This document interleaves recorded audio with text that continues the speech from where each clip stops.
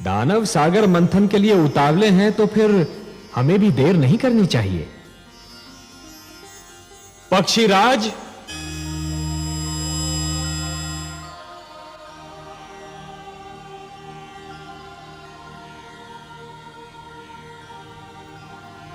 आज्ञा है लक्ष्मीपति। पक्षीराज, आप हमारे सुदर्शन के साथ मंदर पर्वत पर जाइए। जो आज्ञा देवेश्वर।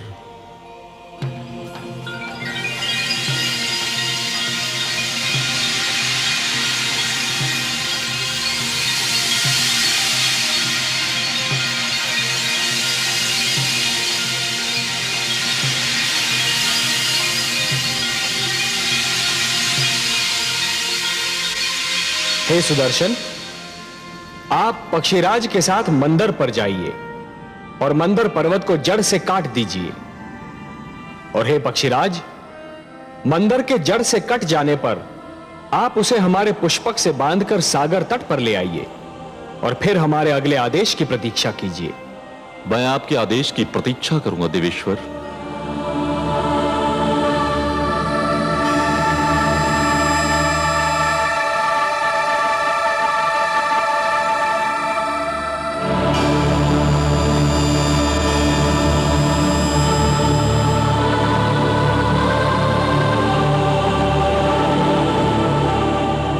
सुदर्शन, आप अपने कार्य का शुभ आरंभ कीजिए।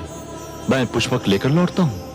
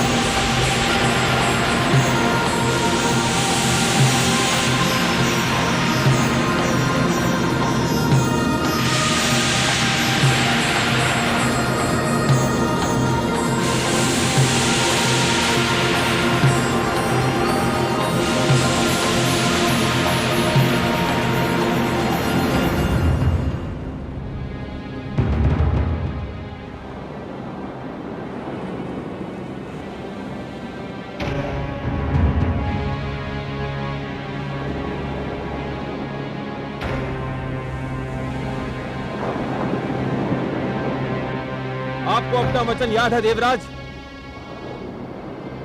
आपने कहा था सागर मंथन से जो भी निकलेगा वो आपके और हमारे मध्य समानता से बांटा जाएगा। हमने यही निश्चित किया था दानवराज, और हम अब भी अपने वचन पर अडिग हैं। तो फिर ठीक है, सागर मंथन का शुभारंभ होगा। पक्षीराज जैसे ही मंदर पर्वत लेकर आएंगे, मंथन आरंभ कर दिया जाएगा।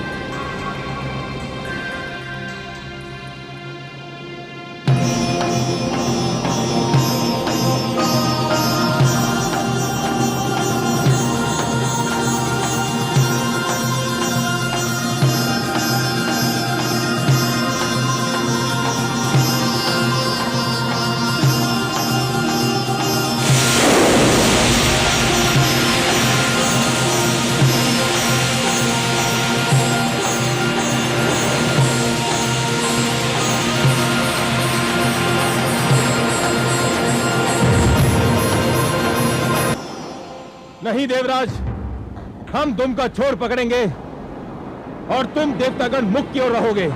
ये नहीं हो सकता। दानव पक्ष वासुकी के मुख का छोर पकड़ेगा और हम दुम की ओर रहेंगे। दानवराज ने जो कह दिया वही होगा। हमारे देवराज के निर्णय भी कोई नहीं बदल सकता। तो फिर समझ लो संधि समाप्त हो गई और समझौता भी टूट गया। नारायण नारायण। आइए देवर्षि, स्वागत है।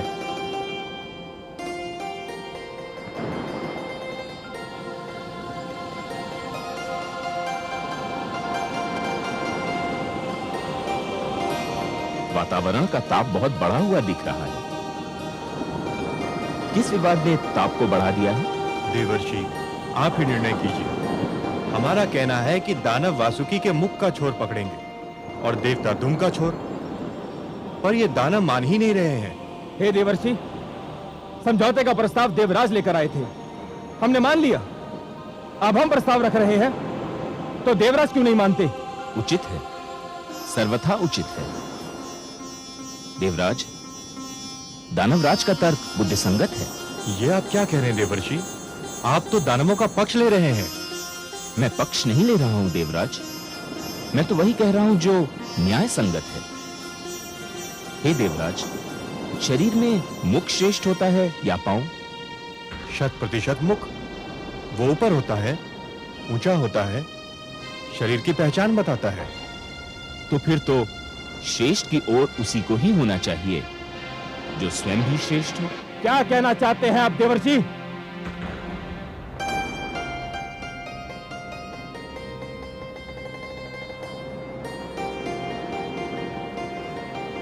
मैं ये कहना चाह रहा हूं दानवराज कि जिस प्रकार शरीर में मुख श्रेष्ठ होता है, उसी प्रकार सृष्टि में देवता श्रेष्ठ हैं। इसलिए वासुकी के मुख की ओर तो देवताओं को ही होना चाहिए। आप हमारा अपमान कर रहे हैं देवर्षि। हमने देवताओं को परास्त किया है, युद्ध क्षेत्र में उन्हें सर झुकाने पर विवश कर दिया था। देवता श्रेष्ठ थे, अब नहीं है, और पराजित कभी श्रेष्ठ नहीं हो सकता। अब तो केवल हम श्रेष्ठ हैं। उचित है, सर्वथा उचित है। इस विषय पर तो मैंने भी नहीं सोचा था।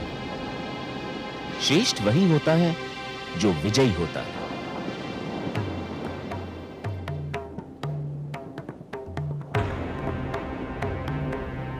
हे देवेंद्र, अब इस कटु सत्य को मान ही लीजिए कि विजयी होने के कारण दानव श्रेष्ठ हो चुके हैं।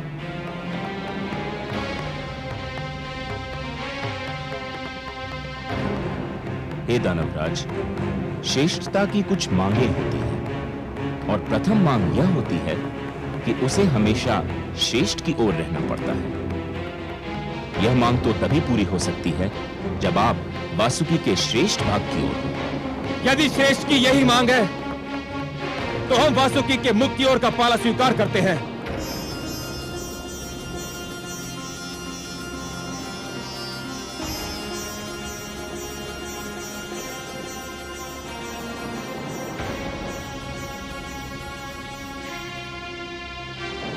आप वास्तव में श्रेष्ठ हैं दानवराज।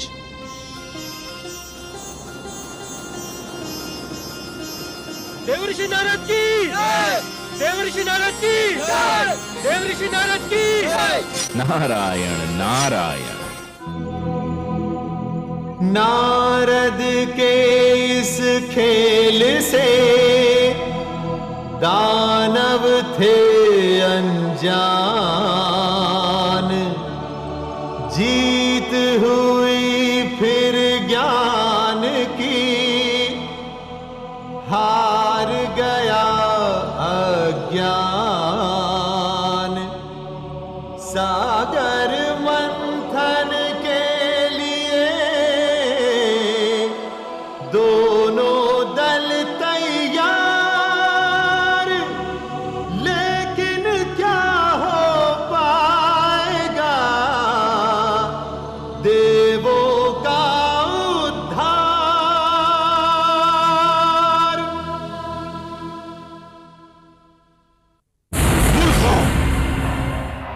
तुम जानते हो कि वासुकी के मुख की ओर रहने से क्या होगा? उसके मुख से ज्वाला के रूप में फुंकारें निकलेंगी और तुम सब झुलस कर रह जाओगे। देवता चतुर हैं और नारद उनसे भी अधिक चतुर। उन्होंने तुम्हें श्रेष्ठ कहकर तुम्हारी प्रशंसा कर दी और तुम उनके जाल में फंस कर रह गए।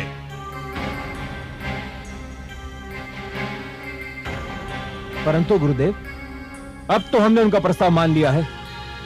यदि अब हमने उनका निर्णय नहीं माना तो हमारे अपने लोग हमें संदेह की दृष्टि से देखने लगेंगे। भूल मेरी थी जो मैंने तुम लोगों पर भरोसा किया। मुझे स्वयं वहां पर उपस्थित रहना चाहिए था। अब क्या होगा गुरुदेव? बाण धनुष से निकल चुका है। जाओ, जाकर मंथन आरंभ करो।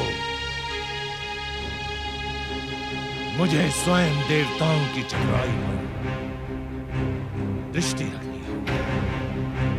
जाओ। जो आज्ञा गुरुदेव।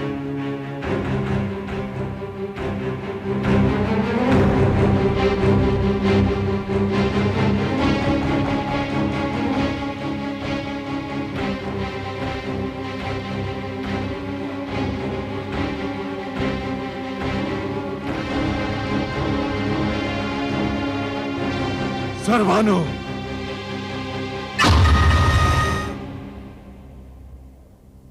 आज्ञा गुरुदेव। सर्वानु, समुद्र मंथन होने जा रहा है। मुझे चिंता है कि देवता जितने चतुर हैं, दानव उतने ही मूर्ख। ना जाने मैं कब से उनकी मूर्खता को चतुराई में बदलने की चेष्टा कर रहा हूं। मुझे विश्वास है कि देवता अमृत के बंटवारे में भी चतुराई अवश्य दिखाएंगे। तो फिर आपका मेरे लिए क्या आदेश है? मैं ये कार्यभार तुम्हें सौंपता हूं। तुम ध्यान रखोगे कि अमृत के बंटवारे में कोई पक्षपात न हो। जितना अमृत देवताओं को मिले उतना ही दानवों को मिले। आप निश्चिंत रहिए गुरुदेव, मेरे होते हुए कोई असमानता नहीं हो सकती।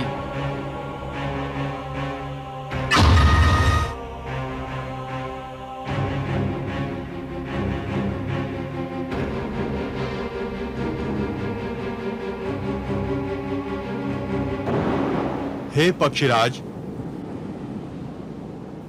अब पर्वत को उठाइए और इसे समुद्र के बीचों बीच रख दीजिए।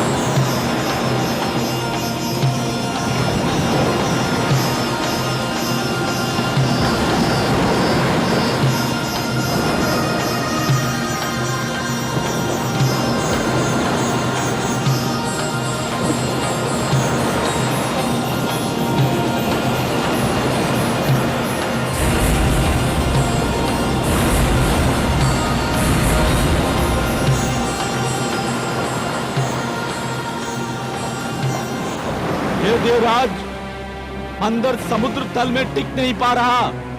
यदि इसे समुद्र के नीचे कोई ठोस वस्तु ना मिली तो ये डूब जाएगा। इसे कोई ठोस आधार चाहिए। तो फिर मंथन कैसे होगा देवराज? कोई उपाय तो करना ही होगा। हम इतने बड़े आकार की कोई ठोस वस्तु कहां ढूंढने जाएंगे? जिस पर मंदराचल टिक सके। मेरी तो बुद्धि काम नहीं करती। हमें कोई ठोस चट्टान तो ढूंढनी ही होगी। यह जटिल कार्य तो आप देवताओं को ही सुहाएगा। हमें अनुमति दीजिए। दानवराज ठीक कह रहे हैं, हमारे पास नष्ट करने को समय नहीं है। चलो दानवीरों, हो चुका सागर मंथन। ठहरिए दानवराज। देवराज, हम ठहर कर क्या करेंगे? मंथन तो संभव नहीं है। समुद्र मंथन यदि इतना सरल होता, अमृत का मिलना यदि इतना सहज होता दानवराज, तो यह कार्य कब का हो चुका होता। परंतु जैसे नागमणि को प्राप्त करने के लिए जोखिम झेलना पड़ता है, वैसे अमृत प्राप्त करने के लिए कठिनाइयों से तो जूझना ही होगा। परंतु इस कठिनाई का तो कोई उपाय दिखाई नहीं देता। उपाय है। हे देवराज, क्षीर सागर वासी भगवान विष्णु के अतिरिक्त और कोई नहीं जो हमारी सहायता कर सके। हाँ देवराज, केवल वही हमें इस संकट से उबार सकते हैं। हमें लक्ष्मी नारायण से सहायता मांगनी चाहिए। हमें अपने लक्ष्मीपति की स्तुति करनी चाहिए।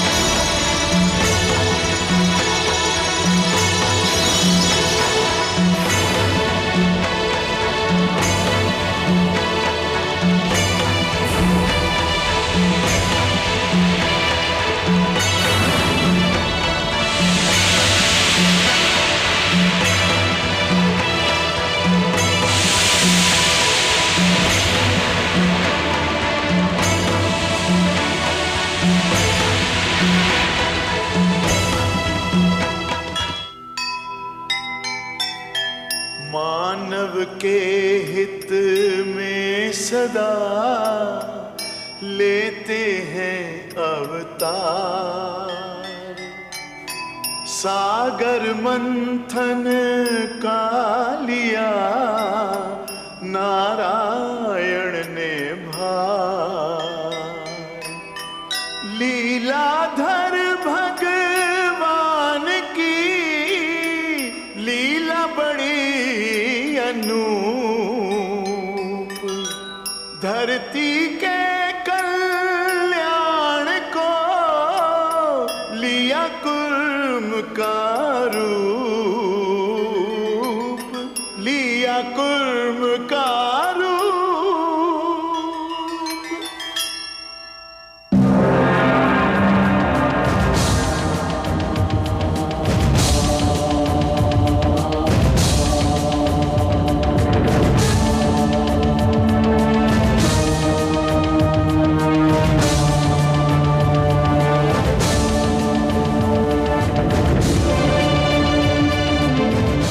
हे देवगण, तुमने मुझे पुकारा, मैं आ गया हूं। यह कूर्म नहीं, स्वयं मैं हूं। मैं सागर तल में जा रहा हूं देवगण। मैं मंदराचल को अपनी पीठ पर धारण करूंगा। फिर मंदराचल कदापि नहीं डूबेगा और तुम देव और दानव सरलता से सागर मंथन कर सकोगे।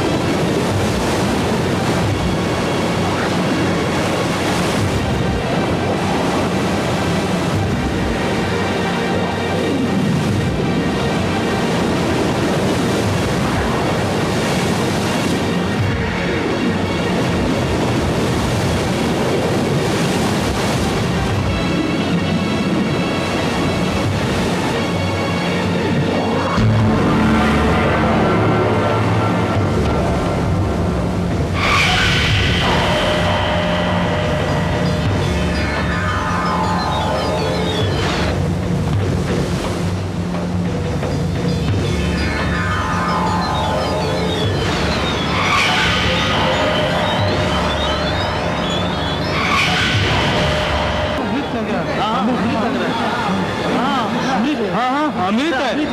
अमृत लग रहा है। हाँ।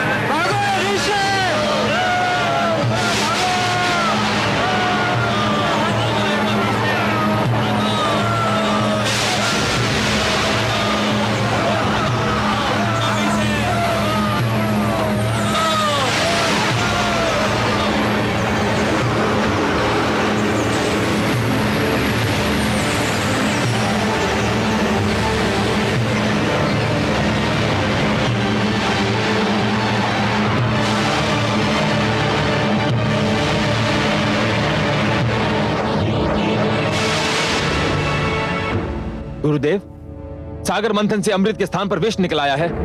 चारों ओर त्राई त्राई मची हुई है। देवता तो कहते थे कि सागर मंथन से जीवनदायक अमृत मिलेगा, परंतु सागर तो मृत्यु बांट रहा है गुरुदेव। इसी कारण हम वहां से भाग आए। ऐसे में सागर मंथन से क्या लाभ?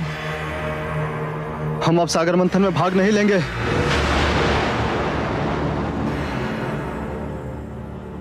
मूर्खता मत दिखाओ। तुमने ये कैसे मान लिया कि सागर मंथन से केवल अमृत निकलेगा, और वो भी सबसे पहले? मूर्खों, इस मंथन से अनेक ऐसे पदार्थ, अनेक ऐसे रत्न निकलेंगे जिसकी किसी ने कल्पना भी ना की हो। परंतु गुरुदेव, अभी तो सागर तट पर जाना मृत्यु को निमंत्रण देना होगा।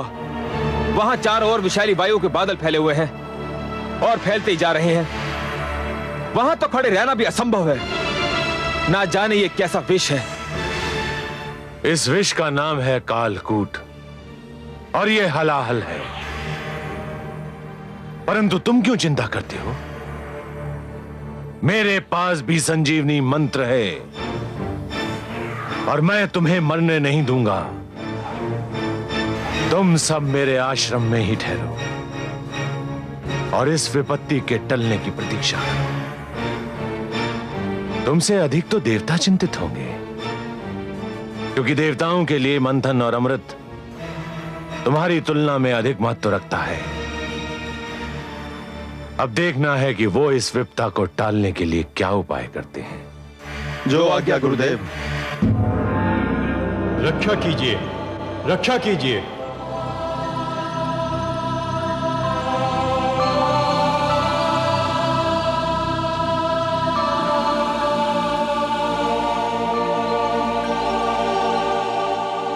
रक्षा कीजिए हे त्रिलोकीनाथ, आपकी सृष्टि संकट में है।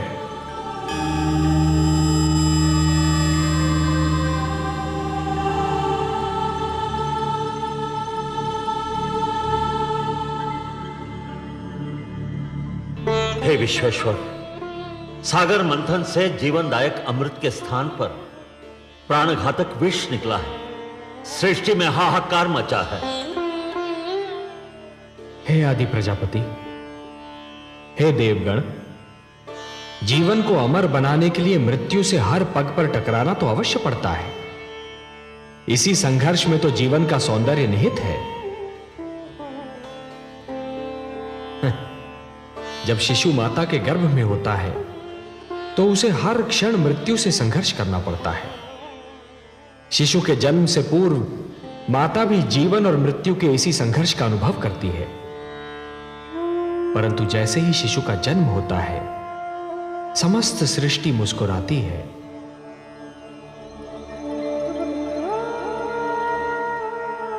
यदि अमृत की प्राप्ति इतनी सरल होती देवगण, तो जीवन और मृत्यु का यह संघर्ष और उसकी यह कथा कब की समाप्त हो चुकी होती। परंतु हे जगदीश्वर, समुद्र में यह विष आया कहां से? यह तो आदि प्रजापति श्री ब्रह्मा की संतान मानव का चमत्कार है। वो जिस वस्तु को भी अपने लिए उपयोगी नहीं समझता, उसे समुद्र की गहराइयों में फेंक देता है। वो ये नहीं सोचता कि जो वस्तु उसके लिए हानिकारक है, वो समुद्र के प्राणियों के लिए भी हानिकारक होगी। मैंने तो जल मनुष्य की आवश्यकताओं की पूर्ति के लिए बनाया था। सत्य कहा आपने, हे ब्रह्मा। जल का तो अर्थ ही है जीवन, परंतु मनुष्य ने उसे व्यर्थ और हानिकारक वस्तुओं का भंडार बना दिया है। उसी प्रदूषण ने बढ़ते बढ़ते विष का रूप धारण कर लिया है। उसे एक न एक दिन समुद्र के गर्भ से बाहर तो आना ही था। हे लक्ष्मी नारायण, क्या यह नहीं हो सकता कि यह विष जहां से आया है, इसे उसी समुद्र में वापस फेंक दिया जाए? नहीं देवराज, नहीं। यह समस्या का समाधान नहीं है। यह तो समस्या से भागने का एक असफल प्रयत्न है। यदि इस विष को पुनः समुद्र के गर्भ में फेंक दिया गया तो वो दृष्टि से ओझल अवश्य हो जाएगा, पर उसके अस्तित्व का अंत नहीं होगा। वो कल फिर समुद्र के गर्भ से बाहर निकलेगा, किसी और पीढ़ी के लिए संकट बनेगा। देवराज, संकट का समाधान अगली पीढ़ी के लिए छोड़ देना स्वार्थ है, कुनीति है। हे सर्वेश्वर, सागर मंथन आपके आदेश के कारण आरंभ हुआ था। अमृत की प्राप्ति हमारे लिए नितांत आवश्यक है, परंतु इस विष के कारण मंथन स्थगित हो चुका है। आपका आदेश अधूरा रह गया है। हम मंथन करके आपके आदेश का पालन करना चाहते हैं, परंतु यह विष बाधा बन गया है। देवगण, ये बहुत जटिल समस्या है और इसका समाधान केवल भोलेनाथ कर सकते हैं। मैं देख रहा हूं कि इस संकट का निवारण केवल उन्हीं के पास है। चलिए, मैं भी आप सबके साथ उनकी सेवा में चलता हूं।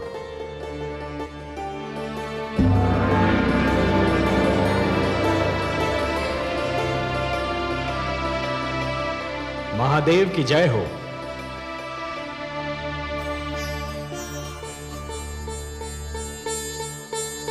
मेरे अहोभाग्य, आज कैलाश धन्य हो गया। आज कैलाश को त्रिमूर्ति के ही नहीं, समस्त देवताओं के भी दर्शन हो रहे हैं। मैं आप सबको प्रणाम करता हूं। कैलाश पर आप सबका स्वागत करता हूं। हे देवाधिदेव, हे महादेव, सृष्टि पर संकट की छाया गहरा रही है। संकट? हाँ भोलेनाथ, संहार करता तो आप हैं, परंतु आज आपकी इच्छा के बिना मानव जीवन पर संहार का प्रारंभ हो गया है। देवता और दानव मिलकर अमृत की प्राप्ति के लिए समुद्र मंथन कर रहे थे, परंतु इस मंथन की सर्वप्रथम भेंट कालकूट विष सिद्ध हुई है। अब यह विष समस्त सृष्टि के लिए संकट बना हुआ है। समस्या यह है कि इस विष के प्रभाव से यदि दानवों की मृत्यु हुई तो दैत्य गुरु शुक्राचार्य आपके दिए हुए संजीवनी मंत्र की शक्ति से उन्हें पुनर्जीवित कर लेंगे। श्री विष्णु की कृपा से देवताओं की भी सुरक्षा हो जाएगी, पर इस विष के दुष्प्रभाव से मेरी संतान, मेरा निर्दोष मानव समाप्त हो जाएगा। इसीलिए मैं आपसे विनती करता हूं कि हमारी सहायता कीजिए। हे महादेव, कालकूट विष सारे विश्व को अपनी लपेट में ले रहा है। हम पर कृपा कीजिए, इस संहारक विष को नष्ट कीजिए। देवराज, संहार करता तो केवल मैं हूं। विष भी मेरा ही आविष्कार है। विष मेरे लिए संहार करने का शस्त्र है और किसी भी विष को नष्ट नहीं किया जा सकता। विष को रोका जा सकता है, विष को सीमित किया जा सकता है, विष के दुष्प्रभाव को समाप्त किया जा सकता है, परंतु विष को नष्ट नहीं किया जा सकता। और हां देवराज, संसार में कालकूट ही एकमात्र विष नहीं है। विष तो कटुवाणी में भी होता है, अश्लील विचारों में भी होता है, वाणी के विष को यदि कानों में ही रोक लिया जाए तो उसका प्रभाव हृदय तक नहीं पहुंचता,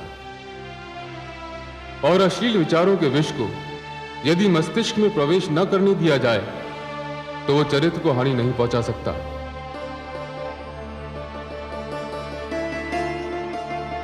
जहां अमृत होता है वहां विष का होना तो स्वाभाविक है, परंतु आप धन्य हैं भोलेनाथ, आप धन्य हैं। कालकूट विष का प्रभाव तो आपके सुंदर तर्क ने ही कम कर दिया। अब शेष समस्या का समाधान भी आप ही निकालेंगे। आपने सत्य कहा कि विष को नष्ट तो नहीं किया जा सकता, परंतु उसे रोका अवश्य जा सकता है, और यह कार्य केवल आप ही कर सकते हैं देवाधिदेव। हे त्रिलोकेश्वर, आप सब चलकर मेरे पास आए हैं।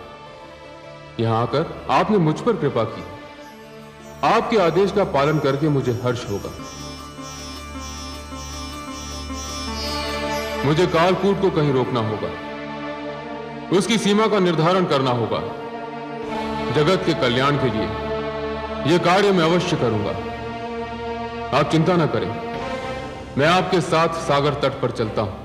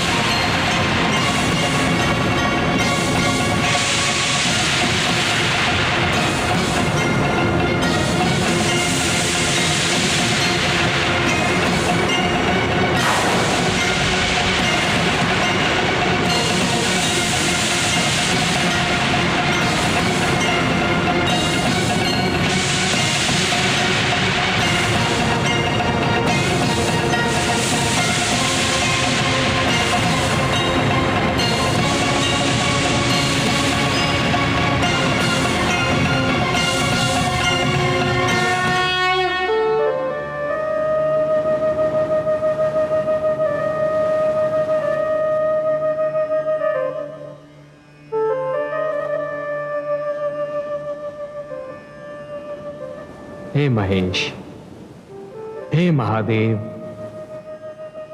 आज आपने कालकूट विष के प्रभाव से सारे संसार को बचा लिया। आपको कोटि कोटि धन्यवाद। आपने समस्त सृष्टि पर उपकार किया है महादेव। आज आपने महान त्याग और महानतम बलिदान का प्रदर्शन किया है। हे भोलेनाथ, आज से आप नीलकंठ हो गए और यह समस्त संसार इस नीलकंठ का सदैव आभार मानेगा। मैं स्वयं आपका ऋणी रहूंगा नीलकंठ, क्योंकि जिन लोगों की रक्षा मुझे करनी चाहिए थी, आज उन सब की रक्षा आपने की है। आज आपने समस्त संसार को यह ज्ञान दे दिया कि जिस प्रकार सूर्य बनने के लिए अग्नि बनना पड़ता है और अग्नि में जलना भी पड़ता है, उसी प्रकार शंकर बनने के लिए विष का प्राशन भी करना पड़ता है। और हे नीलकंठ, इस विष को आपने कंठ तक रोककर यह भी सिद्ध कर दिया कि विष चाहे जैसा भी हो, उसके प्रभाव को रोकना संभव है। इसलिए मैं स्वयं महाविष्णु आपको प्रणाम करता हूं।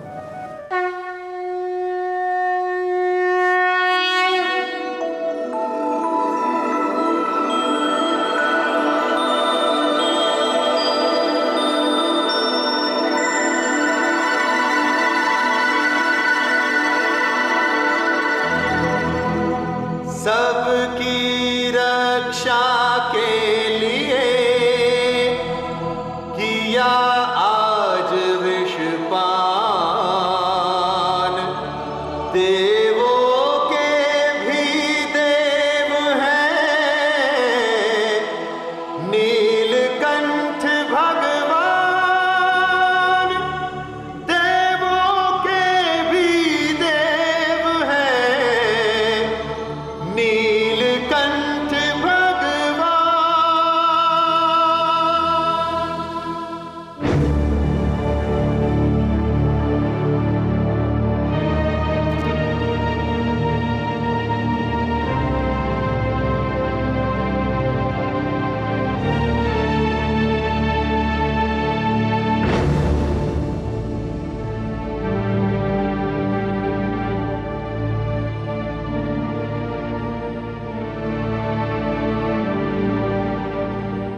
अभिवादन है दैत्य गुरु शुक्राचार्य।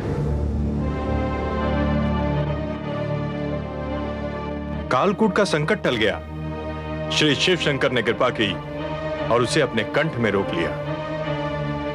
मैं जानता था इस संकट का निवारण केवल मेरे महादेव ही कर सकते हैं, और वही करेंगे। जय भोलेनाथ। तो अपने शिष्यों को सागर तट पर चलने की आज्ञा दीजिए। रुका हुआ सागर मंथन पुनः आरंभ होना है। अवश्य देवराज, अवश्य। आप चलिए, मेरे शिष्य थोड़े समय में आपसे आ मिलेंगे। तो सागर तट पर पुनः भेंट होगी।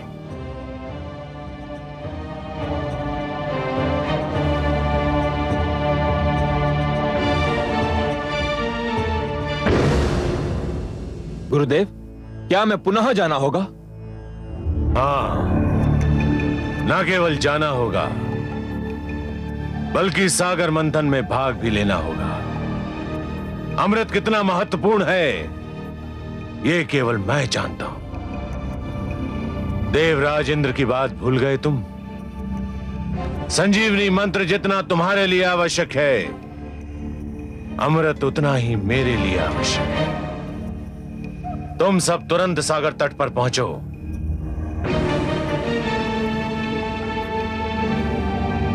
स्वर्भानु, तुम मेरे शिष्यों के साथ जाओ और मेरे आदेश को ध्यान में रखकर उनकी हर क्रिया पर दृष्टि रखो।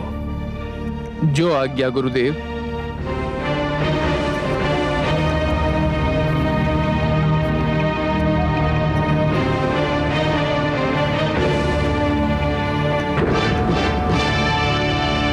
देवराज, हम आ गए। मंथन आरंभ कीजिए। हम तो प्रस्तुत हैं कालकेतु। हमें केवल आपकी प्रतीक्षा थी। देवताओं, सागर मंथन का शुभारंभ कीजिए।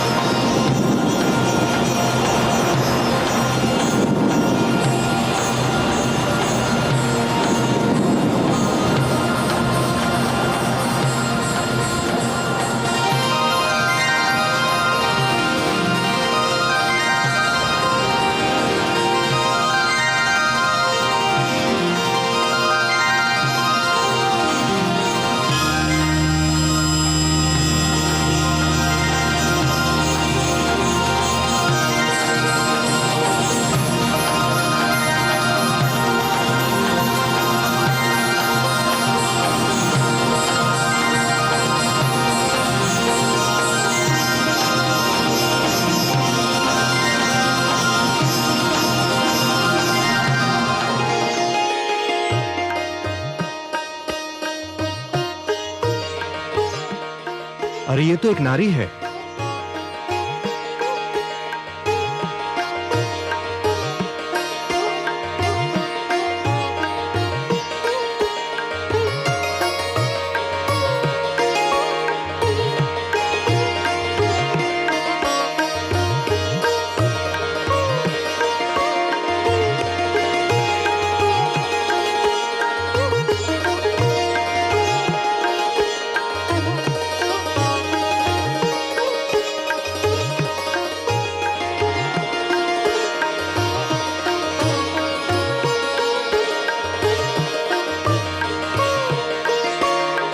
हर्षल, इतनी सुंदर नारी कभी देखी थी पहले?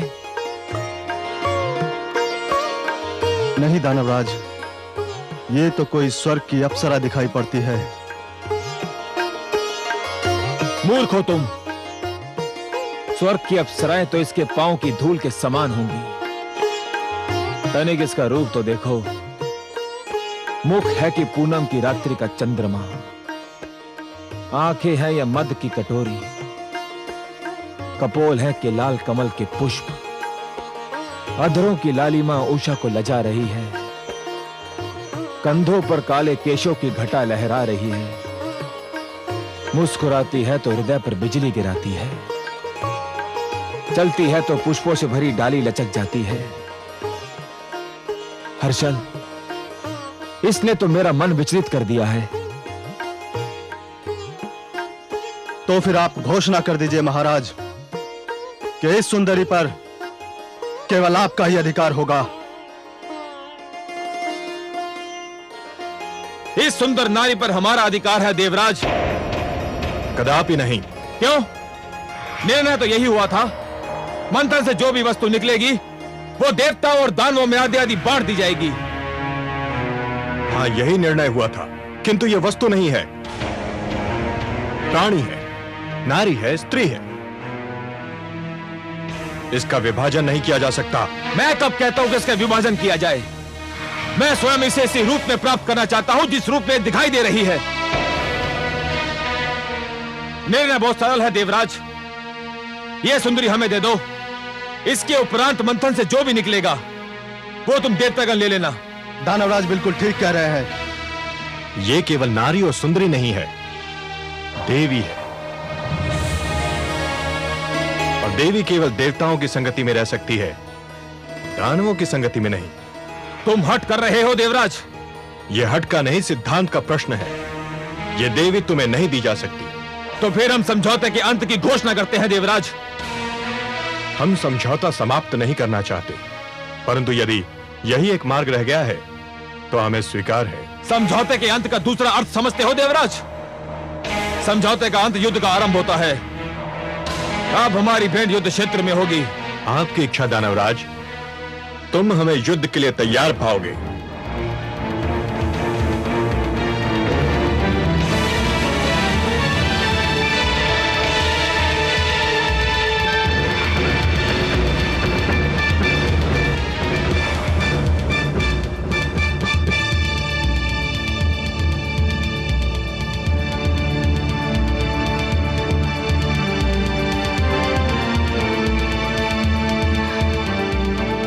कमल नयन, हे पद्मनाभ, कहाँ हैं आप? मुझ विरह की मारी पर कृपा कीजिए। मेरी आंखें आपके दर्शन को तरस रही हैं। मेरी आत्मा आपको पुकार रही है। दर्शन दीजिए भगवान। मेरी आत्मा की पुकार सुन लीजिए।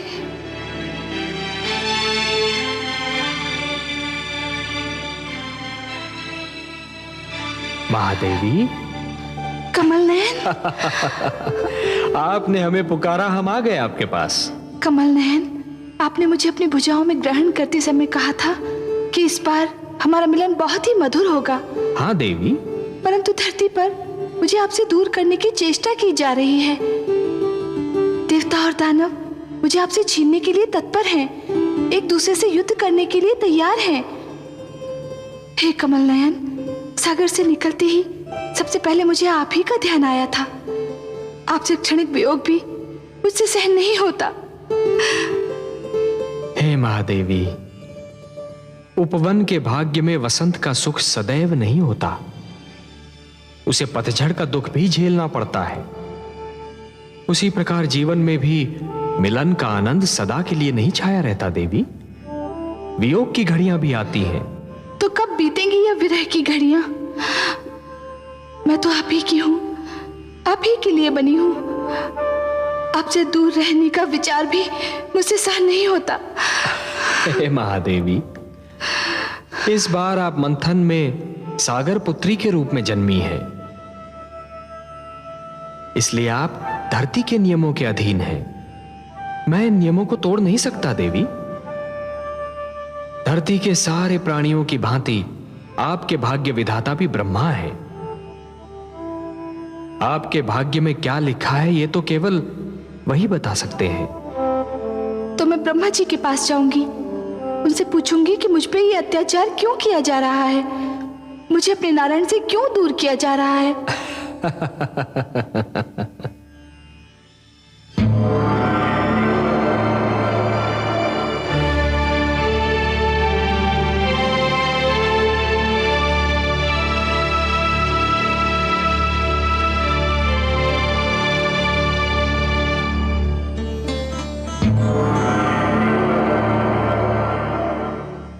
हे ब्रह्मा, हे आदि प्रजापति, हे विधाता, मेरा जीवन कांटों की शैया बन गया है। विरह की अग्नि मेरे तन मन को फूंक रही है। हे विधाता, आप तो जानते ही हैं, मेरा मन नारायण के चरण कमल में वास करता है। उनकी भुजा ही मेरा घर है। उनके सुंदर मुख को निहारना मेरी पूजा है।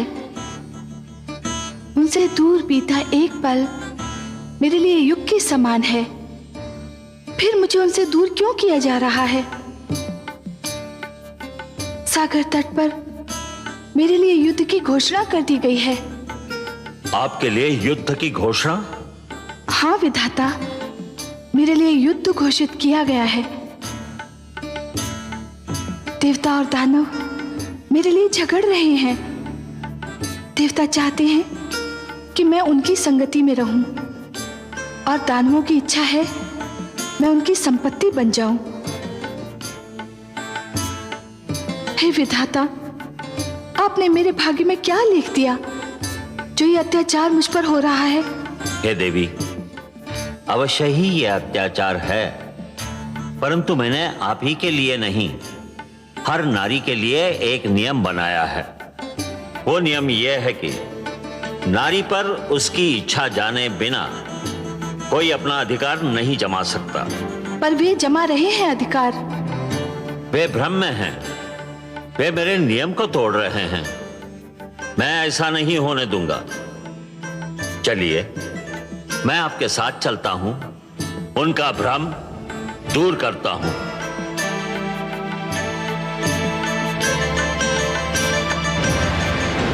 देवताओं, ध्यान रहे कि समझौता तोड़ने की स्थिति तुमने बनाई थी, हमने नहीं। हम तो अब भी कहते हैं सागर मंथन से जन्मी सुंदरी हमें दे दो, हमारा समझौता बना रहेगा। यह संभव नहीं कालकेतु, हम तुम्हारी ये मांग नहीं मान सकते। इसके लिए यदि युद्ध होता है तो हमें कोई चिंता नहीं। चलो वीरो, आक्रमण करो। ठहरो।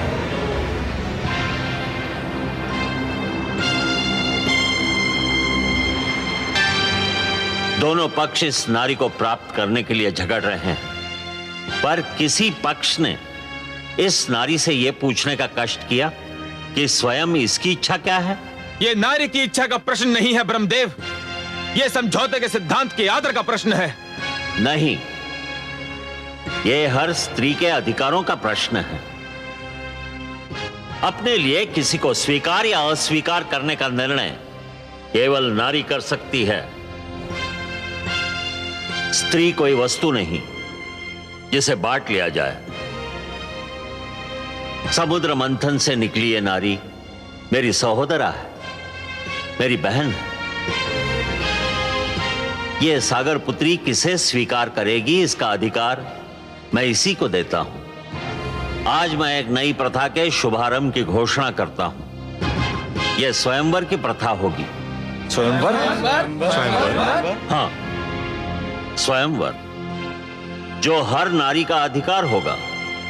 अपनी इच्छा से अपनी पसंद का वर चुनने का अधिकार। इस सागर पुत्री के हाथों में एक पुष्पमाला होगी। यह पुष्पमाला इसके मन की इच्छा की प्रतीक होगी। फिर यह सागर पुत्री जिसके गले में यह माला डाल देगी, समझा जाएगा उसी को इसने अपना वर चुन लिया।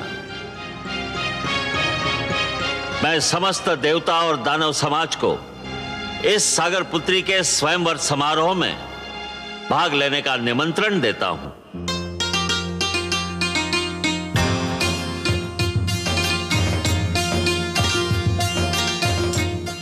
हर्षल, मैं व्याकुल हो रहा हूं। क्यों दानवराज? न जाने ये चंद्रमुखी, ये मृगनयनी किसे चुनेगी? आपको ही चुनेगी दानवराज। ये तुम कैसे कह सकते हो हर्षल? है तो नारी ही दानवराज, और नारी केवल उसी को चुनती है जिसके पास शक्ति होती है। भुजाओं की शक्ति या धन की शक्ति, और ये दोनों ही शक्तियां आपके पास हैं। दानवराज, आपने देवताओं को परास्त किया है। नारी विजय का हाथ छोड़कर पराजय का हाथ कदापि नहीं थामती। आप विश्वास रखिए दानवराज, ये सुंदरी केवल आपको ही चुनेगी।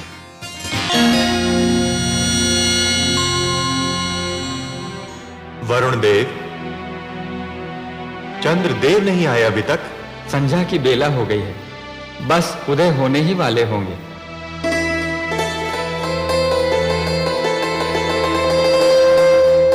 लीजिए आगे चंद्रदेव।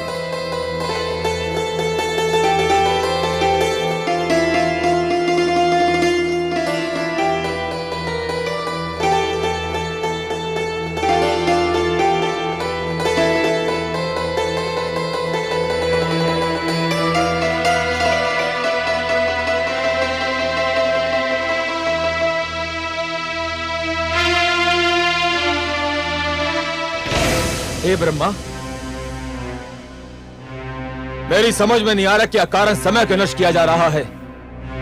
जिन दानवर देवताओं को आमंत्रित किया था वे सब तो आ चुके हैं, अब देर किस बात की? स्वयंवर आरंभ कीजिए। हे अतिथिगण, आज सृष्टि में एक नई प्रथा की नींव डाली जाने वाली है, जिसका नाम स्वयंवर है।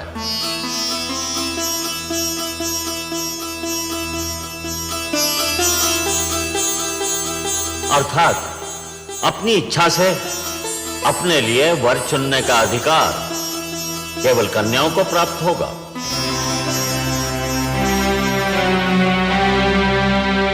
सागर पुत्री के हाथों में जो पुष्पमाला है,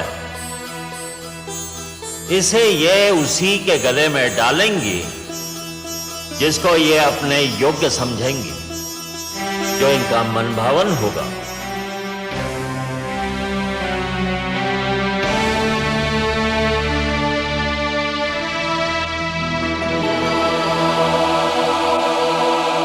हे सागर पुत्री,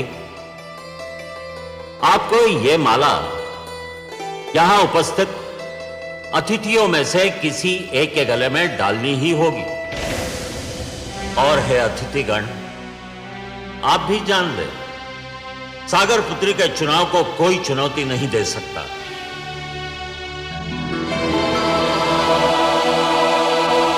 ये जिसे चुनेंगी उसी को इनका अंतिम निर्णय समझा जाएगा। उस पर कोई विवाद नहीं करेगा, किसी को भी आपत्ति करने का अधिकार नहीं होगा।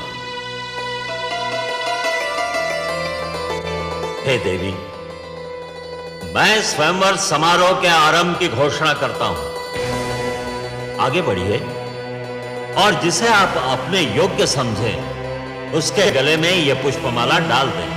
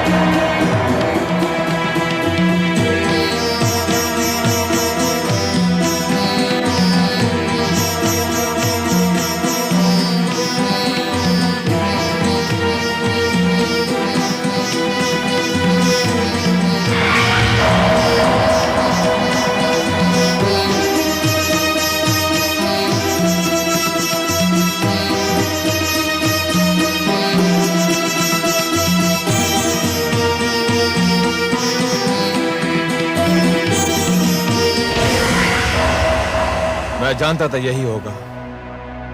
अब तो और कोई शेष नहीं रह गया है। सुंदरी, डाल दो ये पुष्पमाला मेरे गले में और सदा के लिए मेरी हो जाओ।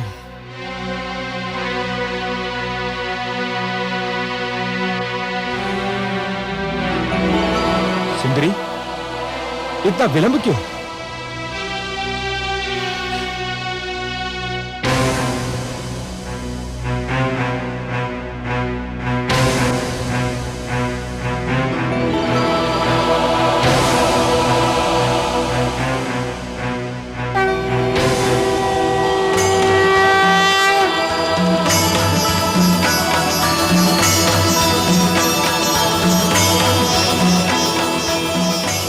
सुंदरी, इतना विलंब क्यों? प्रिय,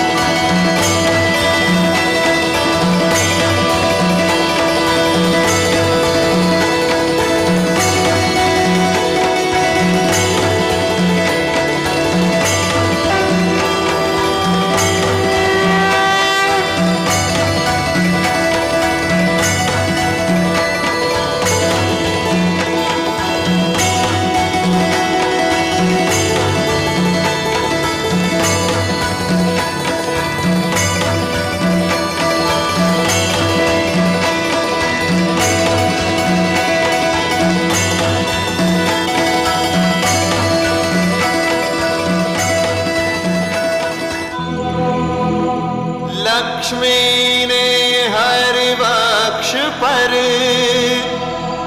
वरमाला दी डाल। धन्य स्वयंवर की प्रथा, धन्य हुई जयमाल। धन्य स्वयंवर की प्रथा, धन्य हुई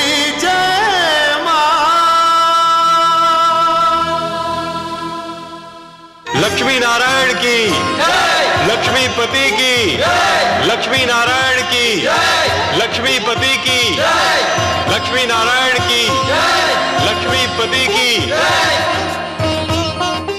स्वागत है सर्वेश्वर। स्वागत है माता। आइए।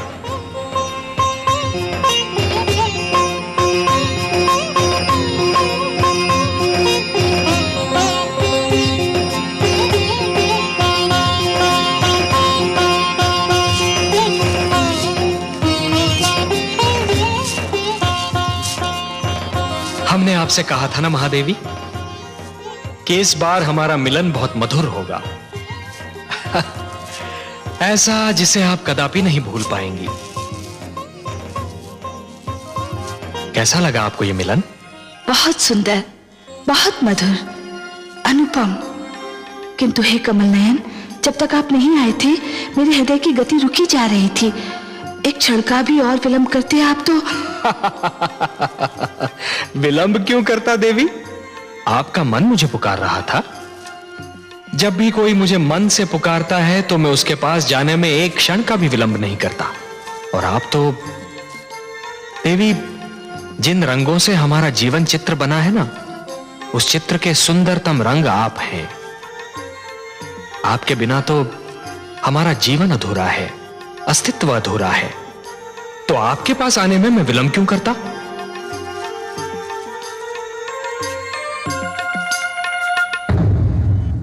मैं मां हूं, धरती मां। श्री विष्णु ने अपना वचन निभाया। सचमुच माता लक्ष्मी से इस बार उनका मिलन इतना अधीर था कि स्वयं मेरी आंखों में हर्ष के आंसू छलकने लगे। दानव एक बार फिर अपनी हार पर क्षुब्ध होकर रह गए।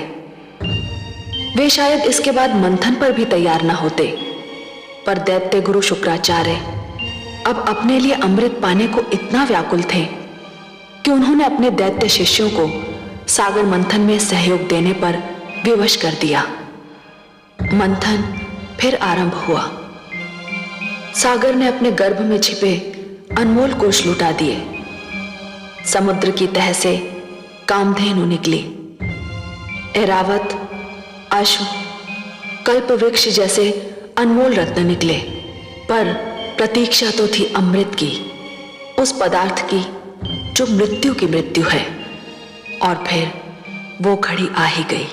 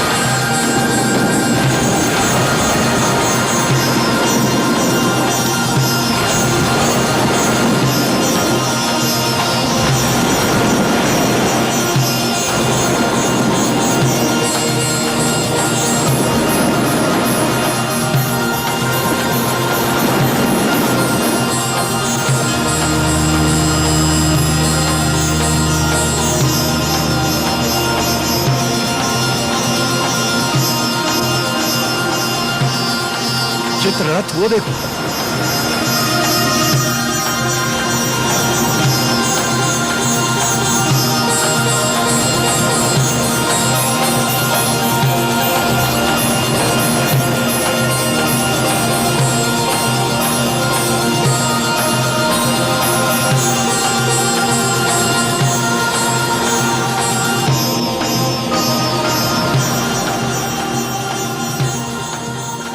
उस कलश में अवश्य ही अमृत होगा।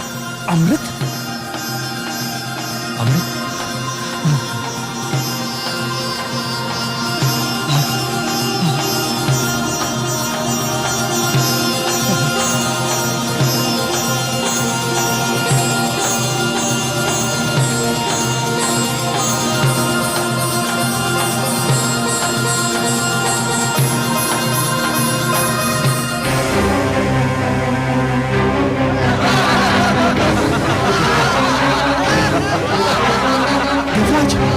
दोनों में से एक है।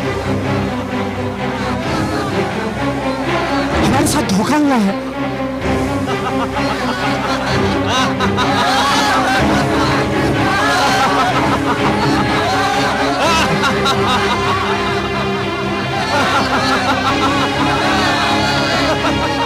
देवराज, दाने तो अमृत लेकर भाग गए। अब तो संजीवनी मंत्र उनके गुरु के पास है और अमृत उनके हाथों में। यह तो सर्वनाश हो गया देवराज। हमारे साथ भयंकर छल हुआ है। अब क्या होगा?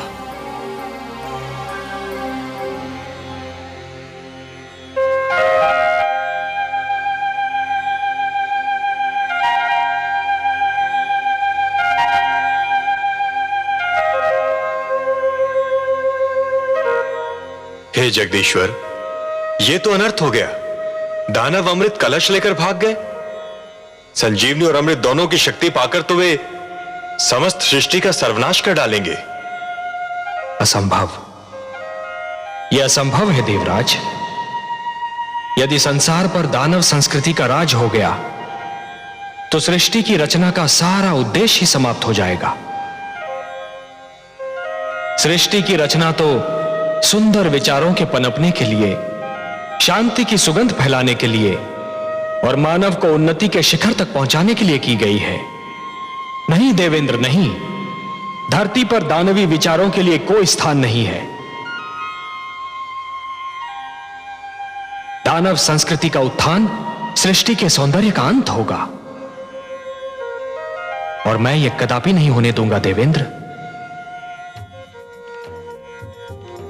आप चिंता न कीजिए, अमृत पर केवल देवताओं का अधिकार है, और अमृत कलश को आप तक पहुंचाना मेरा उत्तरदायित्व। हे त्रिलोकीनाथ, आप चाहें तो क्या नहीं कर सकते। यह आशा लेकर ही तो हम आपके चरणों में उपस्थित हुए हैं।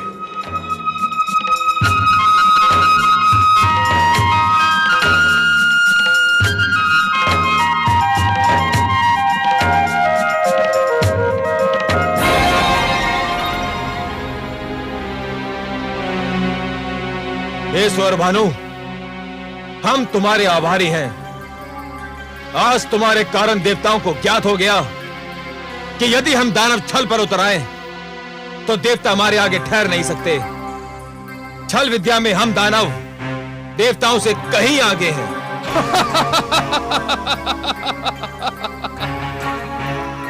मुझे तो गुरुदेव ने भेजा ही इसी उद्देश्य से था कि मैं अमृत को देवताओं के हाथों में ना पड़ने दूं। अब ये सारा अमृत हम पी जाएंगे दानवराज। देवतागण इसकी एक बूंद को भी तरस जाएंगे। चले थे अमृत पीकर अमर होने। सोचो मित्रों, संजीवनी और उस पर अमृत जैसे सोना और उस पर सुहागा। अब हम तीनों लोगों पर छा जाएंगे। देवताओं को बड़ा घमंड अपने भगवान विष्णु पर। अब हम देखते हैं कि वो अभिमानी विष्णु हमारा क्या बिगाड़ पाता है।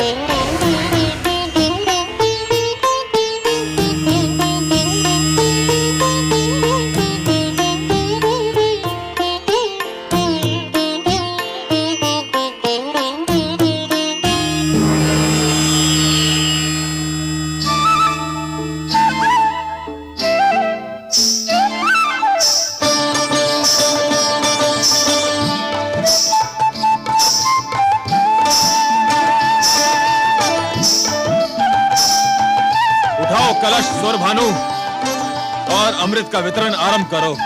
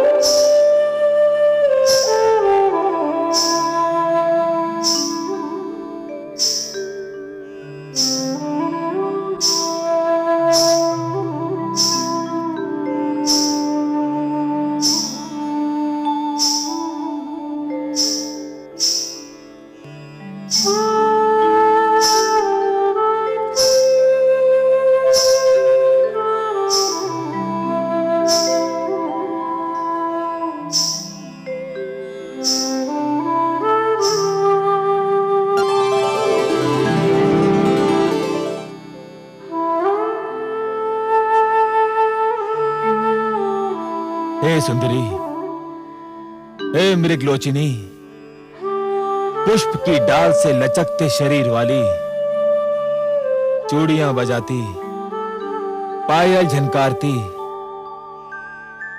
हमारे मन पर बिजली गिराती, किस लोक की वासी हो तुम और क्या नाम है तुम्हारा? मेरा नाम मोहिनी है। मोहिनी नहीं, मन मोहिनी कहो। सुंदरी, तुमने तो पहली झलक में हमारे मन मोह लिए। मन करता है तुम्हारे चरणों में अपना तन मन बिछा दूं, तुम्हारी बल खाती काया पर पूरा दानव लोक लुटा दूं। इतने सुंदर स्वरूप से हमारे मन को छलने वाली तुम्हारे दर्शन पाकर हमारे नेत्र धन्य हो गए। यद्यपि तुम्हारा आना मेरे लिए सौभाग्य और गर्व की बात है, परंतु मेरे सभागार की शोभा बढ़ाने का उद्देश्य क्या है? मैंने सुना है कि तुम दानवों ने अमृत प्राप्त कर लिया है। तुम्हारे गुरु के पास संजीवनी मंत्र और तुम्हारे पास अमृत। अब तो कोई तुम्हारे सामने सिर उठा ही नहीं सकता। शक्तिशाली को कौन प्रणाम नहीं करता। इसलिए मैं तुम्हें इस दोहरी सफलता पर बधाई देने आ गई। ऐसे नहीं सुंदरी, ऐसे नहीं। फिर कैसे? हमें बधाई देना है तो तुम्हारे पांव में बंधी जिस पायल ने हमारे हृदय की धड़कनें तीव्र कर दी, उसी छम छम से हमें बधाई दो। तुम्हारी जिस बोली ने हमारे मन की वीणा के तारों को छेड़ दिया, उसी बोली द्वारा हमें बधाई दो। अपने सुंदर मुखड़े को दमका के, अपनी कंचन काया को लचका के हमें बधाई दो। तुम जैसे महाशक्तिमान की इच्छा पूरी न करूं, मुझ में ये साहस नहीं।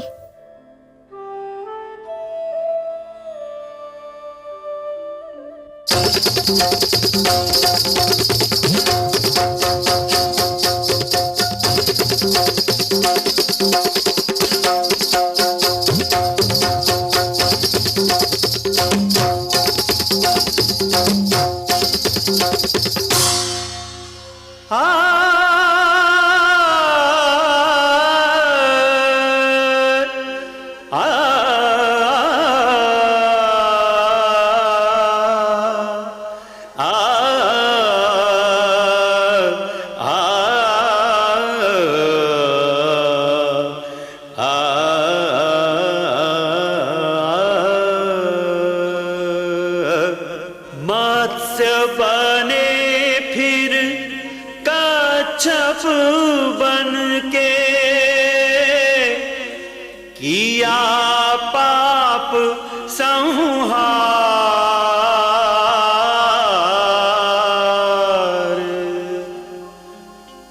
अब नारी के रूप में प्रगटे, जग के पालनहार।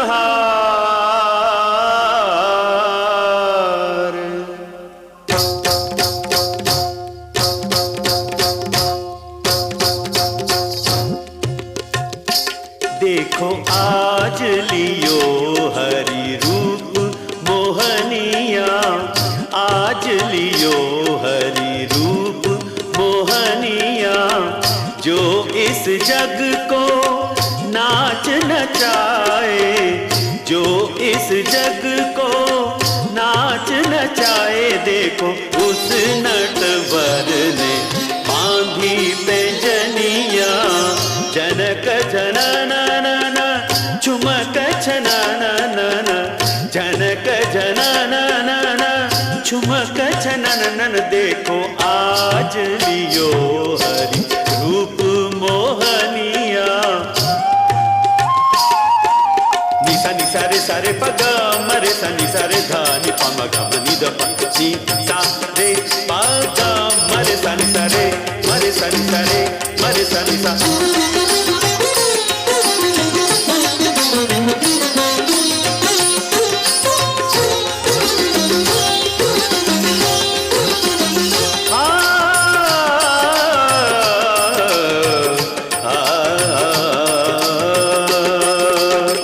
कनकलता कामिनिया बन के दामिनी दम के, छलियों को छलने को मोहक रमणी बन के, गदयों को व्याकुल कर मदमाते नैनन से नैन बाण मारत है। आज चक्र को तज के देखो विश्व सजन सजनिया विश्व सजन भय आज सजनिया जो इस जग को नाच नचाए, जो इस जग को नाच नचाए। देखो उस नटवर ने बांधी पैंजनिया।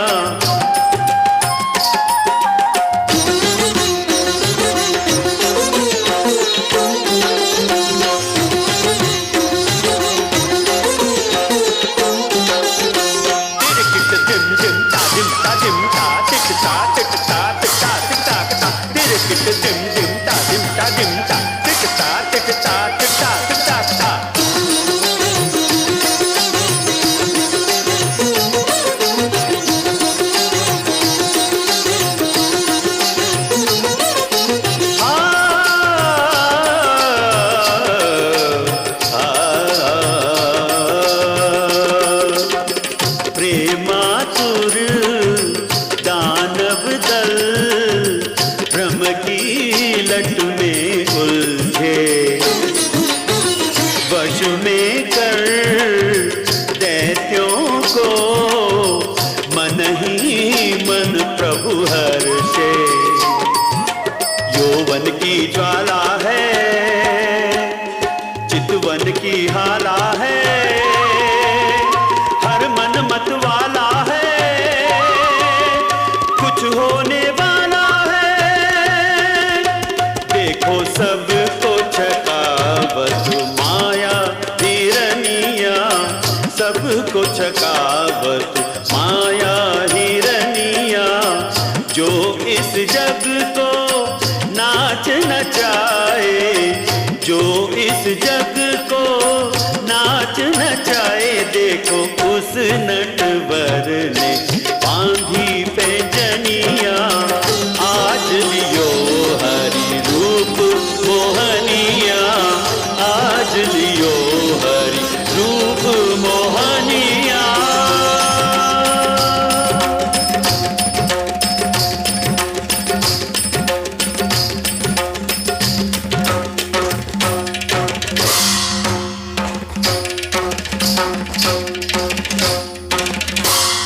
सुंदर, अति सुंदर, सुंदर। हे सुंदरी, अमृत पाकर हम बहुत प्रसन्न थे। तुम्हारा ये रूप, तुम्हारा ये छल बल, तुम्हारी ये मन को गुदगुदाती मुस्कान किसी अमृत से कम नहीं। यदि तुम ये अमृत हमें अपने हाथों से पिला दो तो इसकी मिठास और भी बढ़ जाएगी। तुम्हारे स्पर्श की मिठास अमृत में घुल जाएगी तो इसका स्वाद और भी बढ़ जाएगा। मैं आपकी आज्ञा कैसे टाल सकती हूँ दानवराज?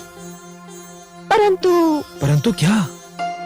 हे दानवराज, जिस प्रकार धूप बिना छांव के महत्ता नहीं होती, दिन बिना रात्रि सुहानी नहीं लगती, उसी प्रकार आपकी सभा भी देवताओं बिना सूनी लग रही है।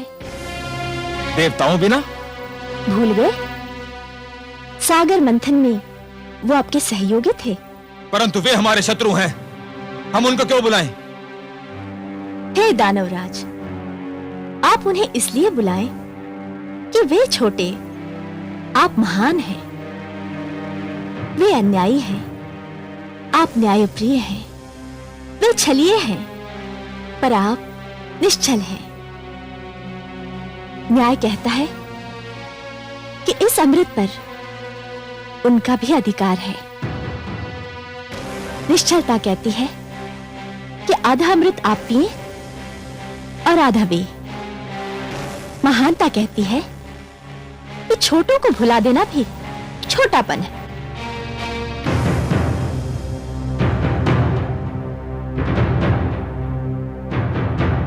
हे कमल नयनी, तुमने हमारे मन को हर लिया है। तुम्हारी बात टालना हमारे वश की बात नहीं। पर चल, देवताओं को बुलाया जाए।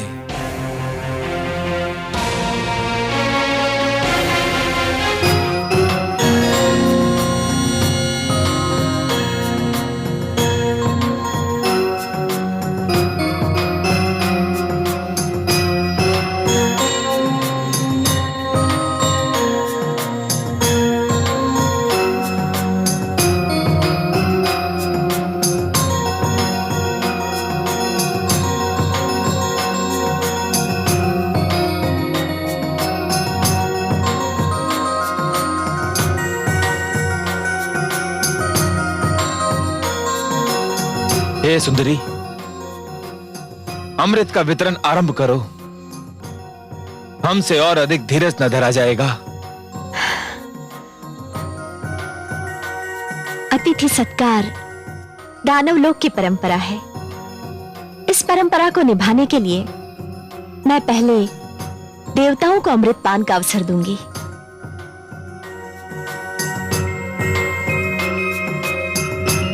कैसे तुम्हारी इच्छा।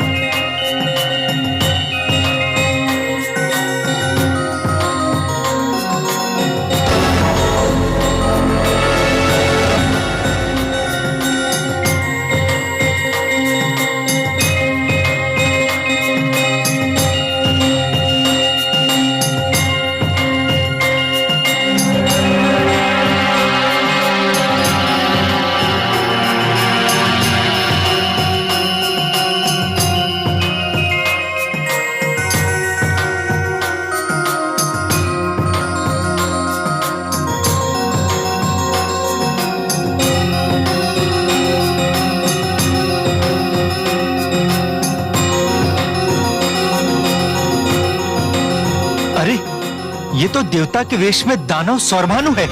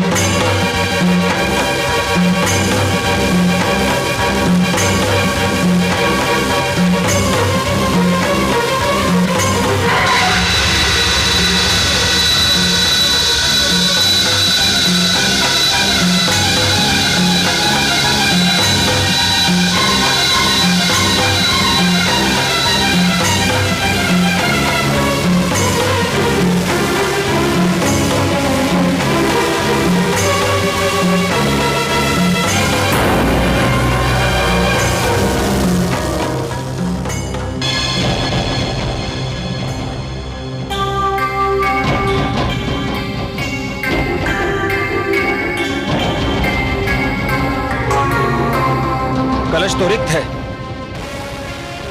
विष्णु ने सारा अमृत देवताओं को पिला दिया। छल, महाछल। विष्णु ने एक बार फिर हमसे छल किया, हमें मोहिनी बनकर ठग लिया। विष्णु, सावधान। मैं यहां हूं कालकेतु।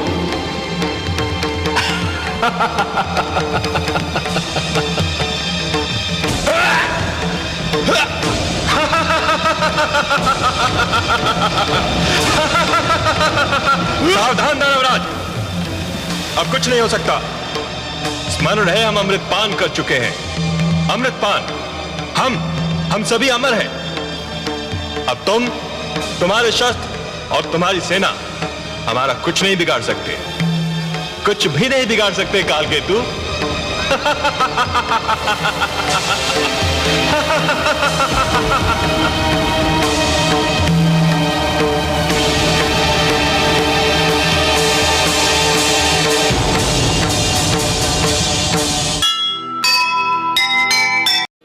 अरे हमार जोगिया हो, हमार जोगिया डिम डिम डमरू बजावेला। हमार जोगिया डिम डिम डमरू बजावेला। हमार जोगिया, अरे हमार जोगिया हो, हमार जोगिया, हमार जोगिया हो, हमार जोगिया डिम डिम डमरू बजावेला। हमार जोगिया डिम डिम डमरू बजावेला। हमार जोगिया,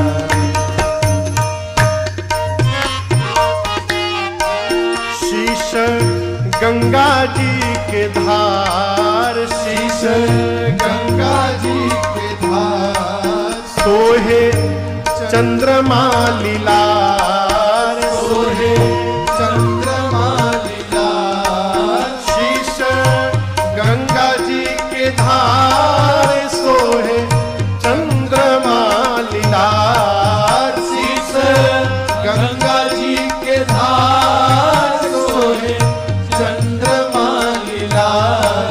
अंग विभूति रमावेला।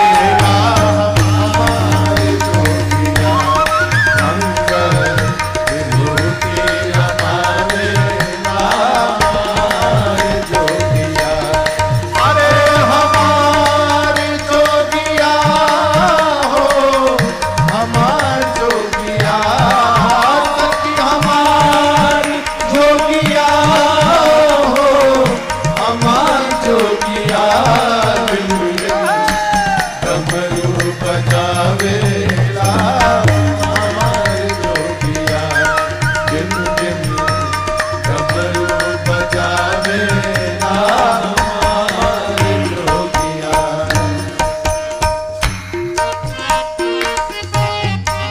संग में भूत बरियात, संग में भूत बरियात, और जोगिनी जमात, और जोगिनी जमात। संग में भूत बरियात और जोगिनी जमात। संग में भूत बरियात और जोगिनी जमात।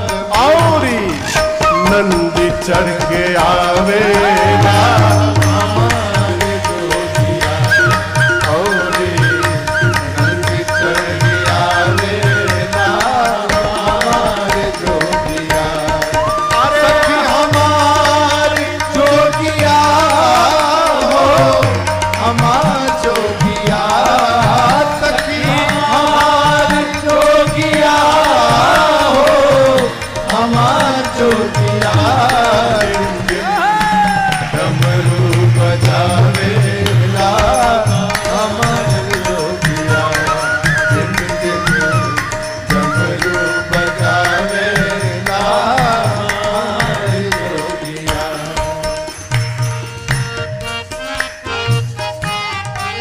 पहिरे नागरी पुछाला, पहिरे नागरी पुछाला। हाथ कान पहिरे ब्याला, हाथ कान पहिरे ब्याला। पहिरे नागरी पुछाला,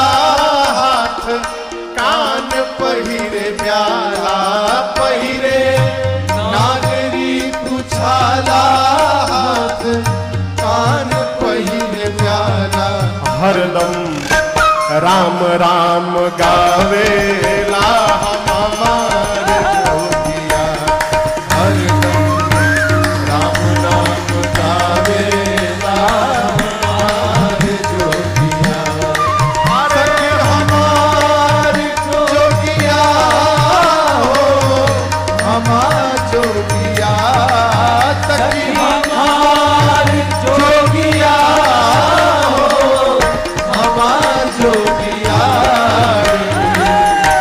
डमरू बजावेगा हमारे जोगिया गिन गिन डमरू बजावेला हमारे जोगिया